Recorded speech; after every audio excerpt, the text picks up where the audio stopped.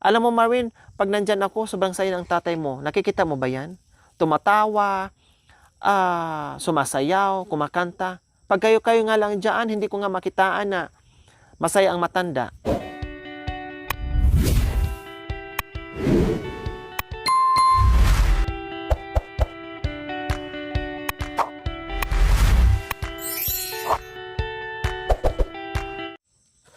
Sinabi ko na sa'yo yan eh. Pwede kang mamasyal, Marvin. No? Yung mga hiling mo, minsan na, Ate Lori, kailan tayo punta ng bayan? Sige, pag hindi ako busy. Minsan, sinasama ko kayong tatlo ng sabay-sabay. Kailan minsan, mainis ako. Dahil, sige lang kayo hingi ng pabor sa akin, pasyal-pasyal, pero ako yung pabor ko na iwasan ng mga ibang bagay, hindi nyo sinusunod. Kaya tamad na ako magbitbit sa inyo kung saan-saan. Dahil ako hindi nyo pinapahalagan, binabaliwala yung sinasabi ko, ay yung mga tao na bisyo lang naman ang maidulot sa inyo, pinapakinggan nyo. Pero itong mga taong ikakaganda ng buhay nyo, binabaliwalan nyo, ini-ignore nyo. Hindi kayo naawa sa amin, Marvin, na grabe yung sakripisyo at pagmamahal namin sa inyo. Pagod. Naawa naman po. Oh. Hindi mo ba nakikita yung sakripisyo, pagod, buhat nung ginawa yung bahay ng tatay mo, ginawa yung CR, paghahakot, lahat-lahat na. Hanggat nagkasakit kami, lahat. Para lang sa pagmamahal namin ng magulang nyo at sa inyong mga anak. Hindi mo ba nakikita yon? Nakita. Oh, sino bang barkada mo na tumulong dyan? Meron bang tumulong na barkada mo dyan sa inyo? Wala. Ang barkada, Marvin, kapag may pera ka, mabango sa'yo. Dikit ng dikit sa'yo, tuki-tuki sa'yo. Pero pag wala ka ng pera, iwanan ka sa ere. Ilaglag ka pa sa bandang huli. Tandaan mo yan. Anong plano mo, Marvin? Siguro naramdaman mo at nagalit ako sa'yo. Siguro naramdaman mo yon. Kaya hindi ka nagpapakita. Iniiwasan mo ako. Buti na lang ang lakas ng loob mo ngayon na sinalubong mo ako. Dahil sabi ko, hanggat hindi ka umuwi ng bahay, hanggat hindi kita makasalubong na one-on-one tayo, hindi kita kakausapin. Kung makita kita dyan sa lapas o dyan sa barkada mo, hindi kita kakausapin. Umuwi ka ng bahay. Nagkataon na pauwi ka ng bahay at nagkasalubong tayo. Pagkakataon ko na, nasitain ka. Kaya pala kinabahan si Nanay Terry na bigla na lang nagaya sa akin na gusto kayong makita at gustong pumunta dito kasi sa nangyari palang ginawa nyo. Siyempre magulang nyo yun. Kaya pala biglang kinutuban si Nanay Terry ng iba at biglang nagaya sa akin dito kaya napunta yan dito. Sinundo pa namin.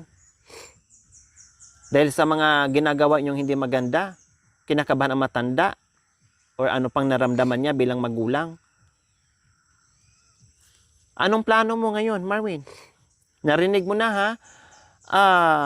Kapag hindi pa nakitaan na tuluyang pagbabago, nag-usap na kami ng aking mga sponsors na pagdesisyonan na namin na hindi pa nagbago, alisin yung bahay dyan, hindi kami mag-iiwan ng isang pako at ilipat namin si Tatay Romy kung saan na hindi siya mapasama. Kasi kung hayaan namin kayo dyan, Marvin, kung anong gagawin nyo, kung sino-sino na ang mga taong pupunta dyan at anong gagawin, kawawa si Tatay Romy, damay-damay, madamay ang matanda, na imbes maganda ang buhay ni Tatay Romy, mapasama, babalik sa dati. So, alisin ang bahay, at siyempre, wala na rin kayo, no? Ang unahin ko save, ang unahin ko atupagin ay si Tatay Romy. Bahala na kayo kung saan kayo mapunta ni Bentot, saan kayo mapunta, total hindi na kayo mga minor, no? Bahala na kayo. Ang unahin ko, siguraduhin ko yung tatay nyo. Kung hindi kayo magbabago at ayaw nyo baguhin ang sarili nyo, nasa inyo niya yan, basta sinabi ko na sa inyo. Maglagay ako ng CCTV dyan. Maglagay ako ng CCTV dyan para makita ko ang galaw. Kahit saan ako magpunta, kahit nasa bundok ako, ma-record yan kung anong galawan nyo dyan sa loob ng pamamahay ni Tatay Romy. Kaya pumunta ako kanina din ngayon, tinitinan ko kung saan ako pwedeng maglagay ng CCTV. Ngayon, kung sino man ang lalapit sa CCTV at biglang ma-off or biglang dumilim ang CCTV, matrace pa rin namin kung sino ang gumalaw, kung sino ang nagbato, kung sino ang nagsira, kung sino ang kumuha, no? Na mag-attempt na sirain, makikita pa rin namin. Kasi bago niya madampot yung kamera, nakarecord muna ang mukha niya kung sino ang pumunta sa kamera, lumalapit para galawin at tanggalin or sirain. Wala pa rin kayong lusot. Dahil ang kamera umiikot. Lahat. Likod, harap, gilid, lahat yan.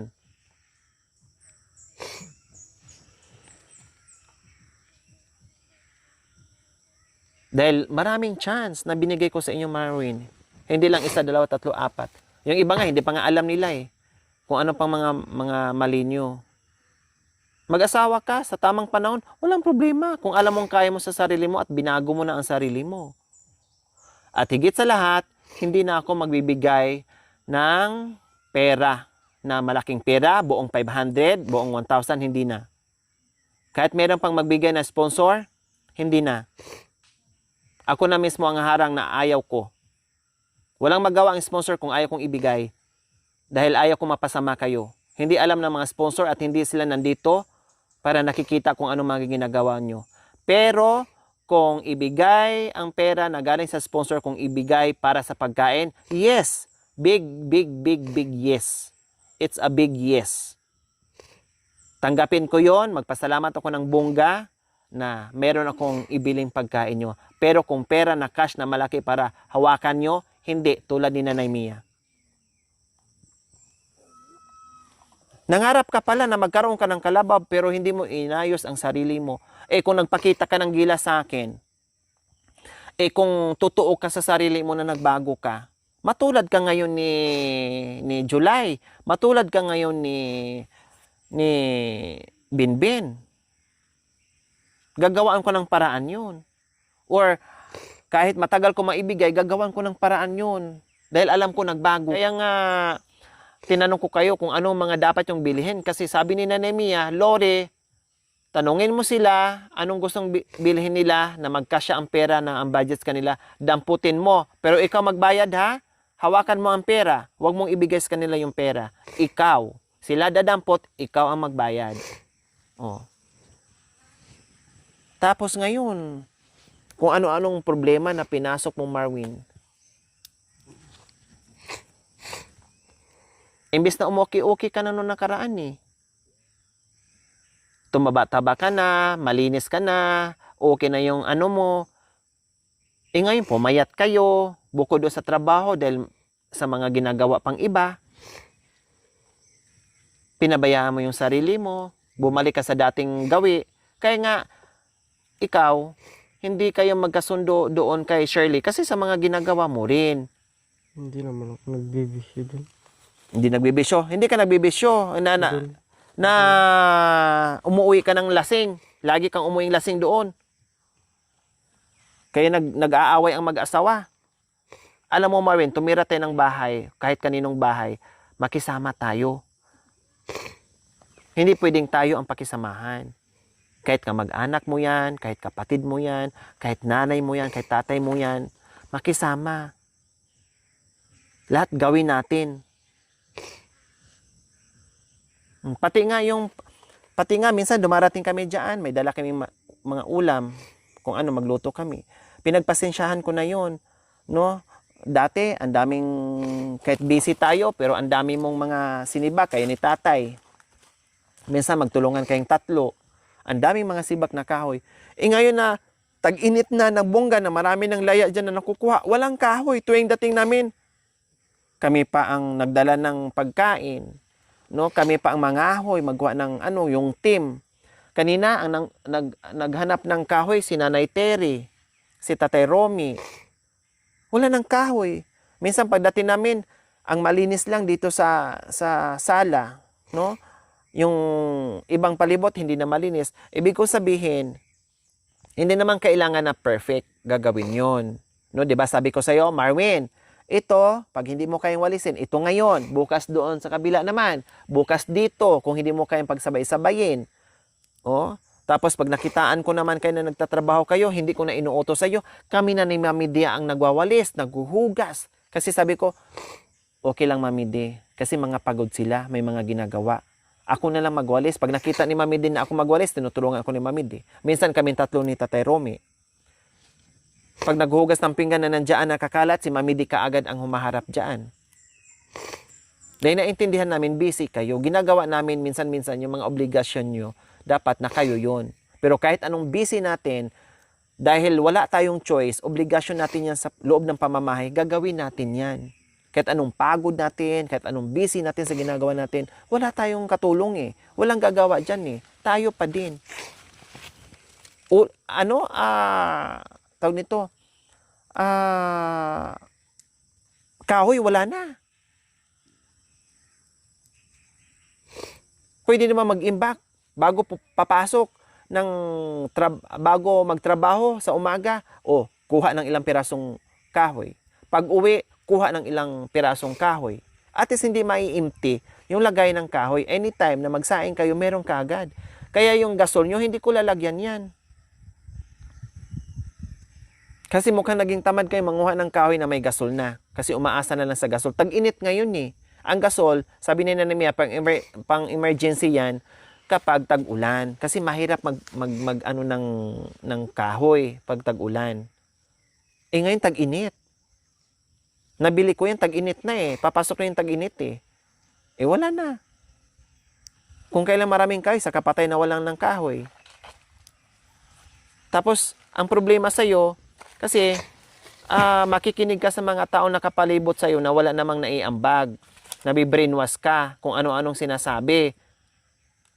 Naniniwala ka. Dito sa akin, na inaayos ko kahit papaano ang buhay nyo, hindi ka nakikinig. Doon ka nakikinig sa iba na hindi naman nagbigay sila ng piso. Binibrainwash ka. Dahil alam nila may makukuha sa'yo. Pero pag wala, ay, Marvin, ganyan yan, ganyan, Marvin, ganyan, ganyan. O sige, ganyan, ganyan lang sa. Kasi meron ka pang pera. Pero pag wala na rin. Pag nagkasakit ka dyan, sige, hanapin ko yung mga barkada mo. Sa'yo na ang mga barkada mo. Bakit hindi ka dinalaw? Bakit hindi ka dinalahan ng isang perasong tinapay para ipakain sa'yo? Ikaw na nga nagsabi sa akin na walang kaanak na gumawa ng ano sa inyo. Tapos ngayon, yung taong hindi mo kaanak na nandyan sa inyo, binabaliwala nyo. Dahil ako, puno na talaga, Marwin. Masaya kami na nandyan kayong tatlo, nagsama-sama. Basta magkasundo kayo. Kahit magkapamilya pa si Bentot dyan, na dyan titira, basta magtutulungan kayo, no problem. Kung magkapamilya ka man na nandyan, na nakatira, na magtutulungan kayo, na hindi kayo mag-away-away dyan, no problem. Magtulungan kayo. Malaya kang mamasyal. Malaya kang magbarkada. Malaya kang mamasyal na hindi mapahamak ang sarili mo. Malaya kang magbarkada na alam mo, iwasan ang mga masasamang barkada. Kasi walang maidulot na maganda, iwasan mo na. Malaya kang mag-asawa sa tamang panahon na alam mo sa sarili mo na kaya mo na hindi ka magiging irresponsableng ama at asawa sa pamilya mo. Lahat. Pwede mong gawin. Ang punto ko lang dito, Marwin, ay huwag mo nang pasukin yung hindi magandang gawain na pagdating ng panahon na pagsisihan mo, pagdating ng panahon na madamay pa si Tatay Romy. Alam mo, Marwin, pag nandyan ako, sobrang saya ng tatay mo. Nakikita mo ba yan? Tumatawa, sumasayaw, kumakanta. Pag kayo nga lang dyan, hindi ko nga makitaan na masaya ang matanda. Pero pag nandyan ako, katulad kanina, nandyan ako na naman. Makulit na naman, nakikipagtawanan, nakikipagkantahan, lahat-lahat. Hindi ka ba masaya na ang tatay mo masaya na ngayon? Hindi katulad dati sa buhay niya? Masaya. Oh, nakikita mo pala, masaya ka pala, pero hindi mo tinatanim sa utak ko, nagpapadala ka sa barkada mo na wala namang maitulong sa'yo ng matino.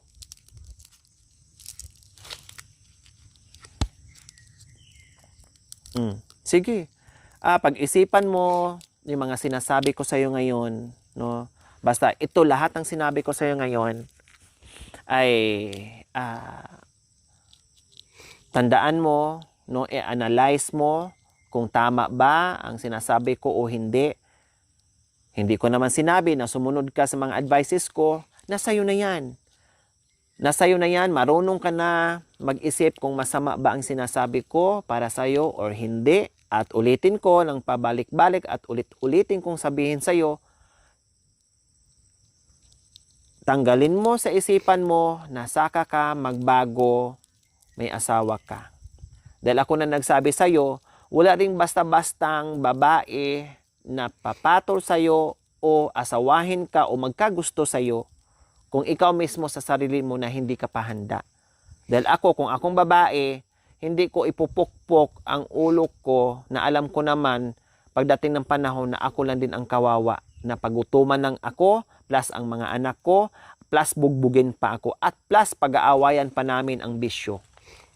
Sinasabi ko na sa iyo mga advantages at saka mga disadvantages na pwedeng mangyari.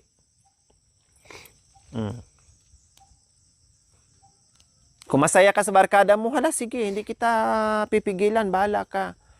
Basta, tiyakin mo lang ay nagiging masaya ka habang buhay doon sa barkada mo, kahit mapasama ka pa dyan, hala sige. Pero, alisin ko kayo dyan sa pamamahay ni Tatay Romy. Kasi hanggang nandyan si Tatay Romy, nandyan kayo ni Bintot and ikaw, and then hindi titigil sa mga bisyo, no? Ay hindi pwede kasi madamay yung matanda. Alisin ko kayo, paalisin ko kayo dyan. Or else,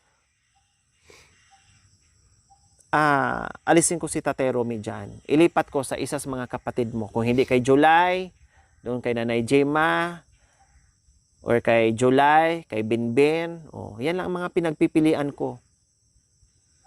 Yan lang mga pinagpipilian ko na doon ko o doon na lang sa mga kapatid mong iba na merong magtingin-tingin kay tatay mo, no, na merong akong maasahan na may July or may Binbin na magaguide sa tatay nyo bandang huli na merong tutulong o magiging alalay ng tatay nyo kapag dumating ang panahon na hindi na niya kayang kumilos, pag tumanda na talaga siya ng bongga na merong isang anak na kukup-kup sa kanya.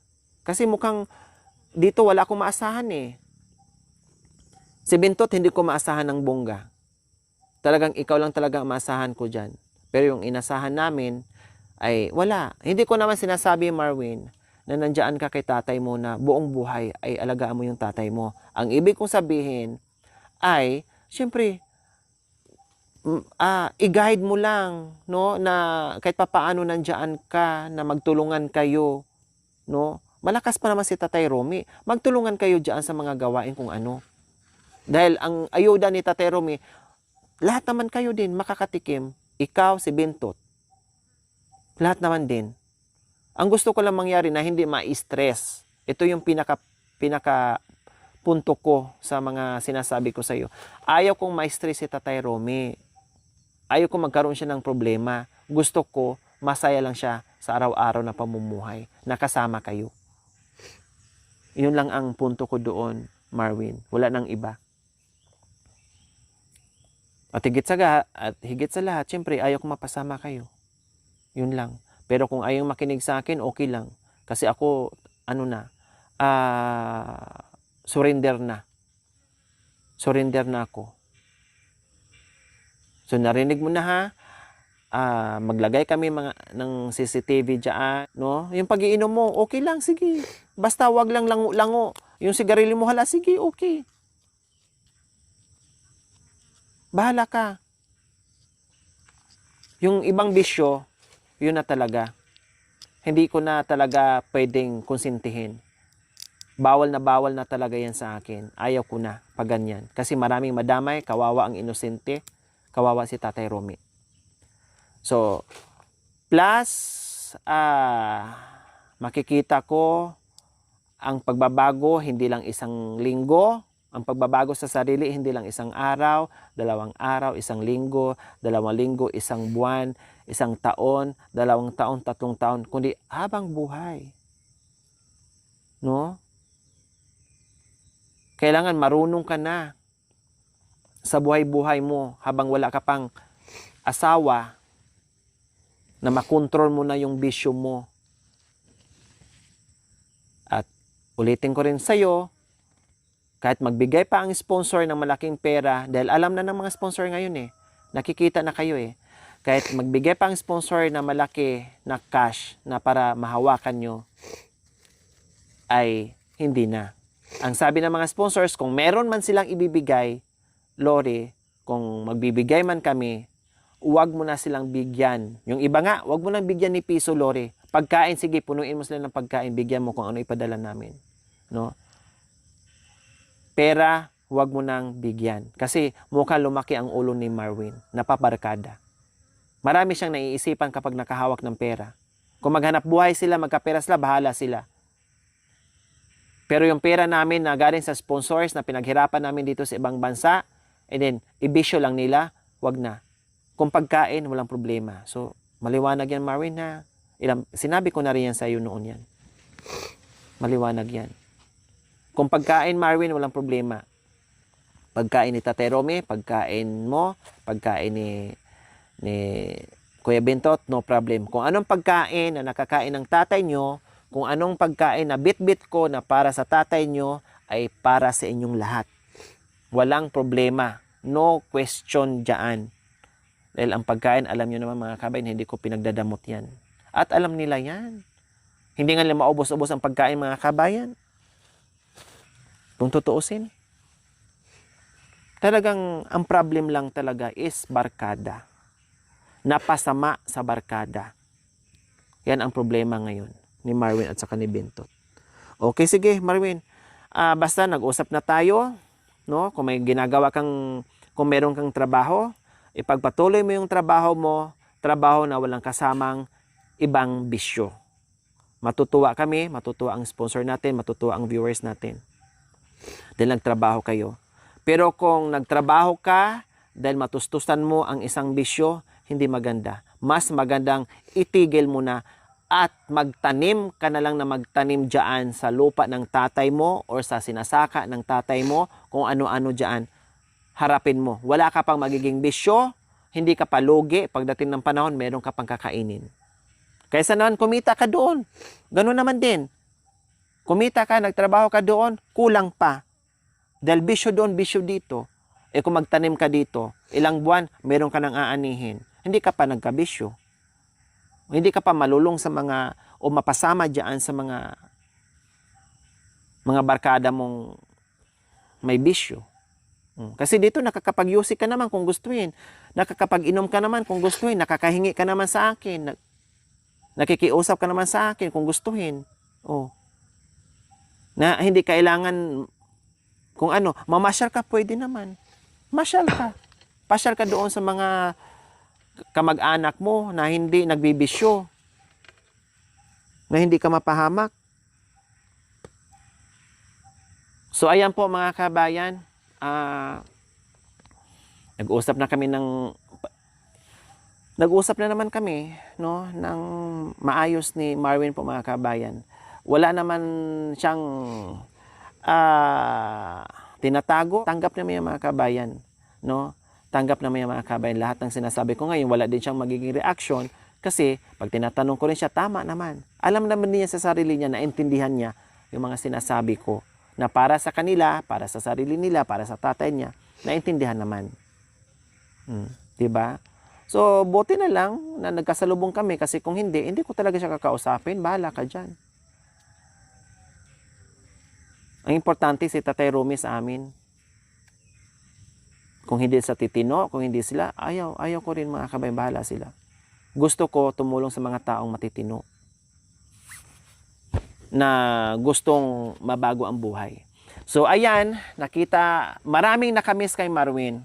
Maraming naghahanap kay Marwin. Bakit hindi daw nagpapakita? No, bakit daw hindi lumalapit diyan pag nandyan kami? Bakit ganito, ganyan?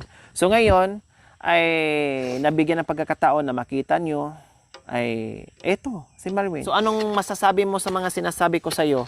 Ayos naman po yun. Ha? Ayos naman po yun. Masama ba ang sinasabi ko sa'yo? Hindi naman po. Hindi. Willing ka bang makinig sa mga sinasabi ko? Hindi naman po. Ha? Oh, So wala kang wala kang ibang masabi doon sa mga sinasabi ko sa'yo kanina? wala po. Ha? Wala po. Tama naman po yun. Tama yung Sinabi niyo. oh. Alam mo yan eh. Sabi ko, sayang yung talino mo, Marwin, na marunong kang umintindi. Pero pagdating sa barkada mo, pabingi-bingi ka. Marunong kang umintindi eh. Alam mo eh. Okay, nakita mo? Alam mo, tama yung mga sinasabi ko. Alam mo, kasi hindi mo sasabihin yung na tama kung hindi mo naintindihan. So, ibig sabihin, matalino ka, naintindihan mo. Ang problema lang, naging bubo ka pagdating sa barkada na nagpapahila ka pababa. Sayang yung talino mo kung doon ka makikipanig sa kanila. Alam naman yung mga kabayan. Kasi ang taong hindi nakakaintindi, maraming dakdak yan. Mga ngatwiran pa yan. Pero siya, nakikinig, tama, opo, okay, tama namang sinasabi nyo, naintindihan niya, nakikita niya yung pagod namin, naaawa daw siya sa amin. Oh. So, ibig sabihin naintindihan niya. Ang bukod tanging problema, napasama sa mga barkada na pwede naman niyang iwasan. Okay, sige. Ganun na lang, Marwin. Hindi na ako magtatagal at bahala ka. Basta sinabi ko na sa'yo lahat kung anong dapat mong gawin. Sinabi ko na sa'yo lahat pagdating sa mga sponsors, sa pagkain nyo, sa pera, sa sponsors, lahat-lahat sinabi ko na sa'yo. Ngayon, pag uwi mo ng bahay, no, may pagkain doon, nagluto ako, kumain ka, pagkatapos mong kumain, upo ka doon, no, isipin mo, umupo ka sa tabi, o doon sa lantay-lantay na ginawa ni Tatay Romy, isipin mo lahat ng mga sinabi ko kung ano ba talaga ang buhay na pipiliin mo. Mabuti or masama. Kasi sabi mo, 26 years old ka na, di ba? 27. Ha? 21 pa. Ha? 21. Oh, 21. No, 21. Ibig sabihin, marami ka pang makakain na marami ka pang makakain na asin bago mo makamit yung buhay-buhay kung ano. Kaya habang bata pa, no, hindi ka na bata, no? Nasa tamang edad ka na. Iwasan muna. Alam naman kailan ka magbago. Pag nag-edad ka na ng 60 years old, ugod-ugod ka na. Naku, marami akong kilala, Marwin. Hanggat sa pagtanda. Kaya ang buhay lang ngayon, wala. Kawawa.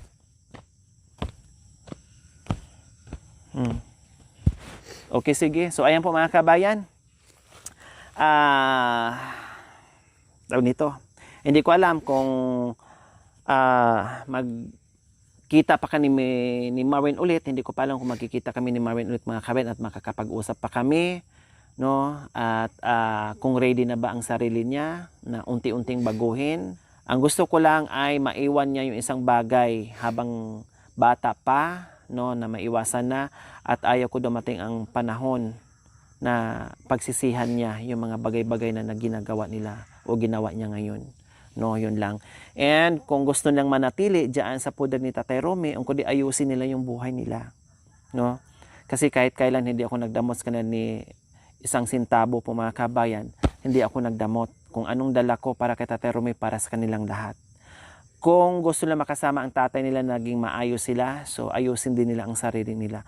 Pero kung mas minahal nila ang bisyo na hindi nila mahal ang tatay nila, sige, kahit hindi na nila kami mahal mga kabayan or hindi na nila nakikita yung mga ginagawa namin, okay lang. Sige, no problem.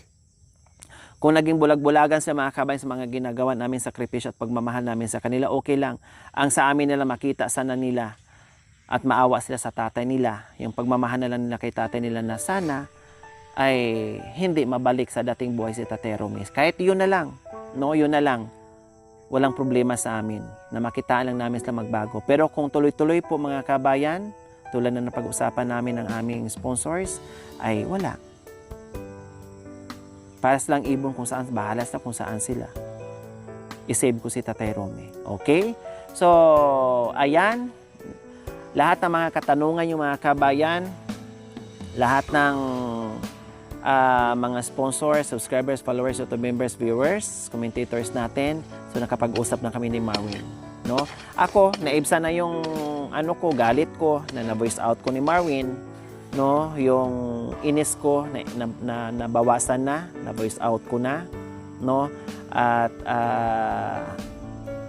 nasa kay Marwin na lang lahat ng mga sinasabi ko, mga kabayan, no. Malay nyo, magkakaroon pa kami ng pangalawang pag-uusap o mag-uusap kami tulad ng dati. So titinan natin, mga kabayan, kasi ako naman ay ang gusto ko lang sa tao ay totoo sa akin, ayoko ng sinungaling. Ayaw ko yung mabait sa harapan ko, and then pagtalikod ko ay binabackfighter ako, no? So ayaw ko yung mga gaya, mga kabayan. Gusto ko totoo, kasi totoo ako, nagpakita akong tao sa'yo. So dapat ikaw, ganun din, no? Ganun din. So yun lang. Okay, sige Marwin, umuwi ka, kumain ka, may niluto akong pagkain doon, may ulam doon, tapos magpahinga ka, isipin mo yung mga bagay-bagay na mga nagawa mo kung tama ba o hindi, at isipin mo rin yung mga sinasabi ko sa iyo kung tama ba o hindi. Okay? Oh, sige. Uwi ka na doon at kumain ka na. Dahil kami ay uuwi na rin.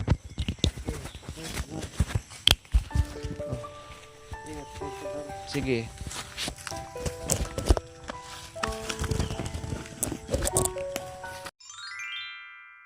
Thank you for watching. Don't forget to like, share, and subscribe.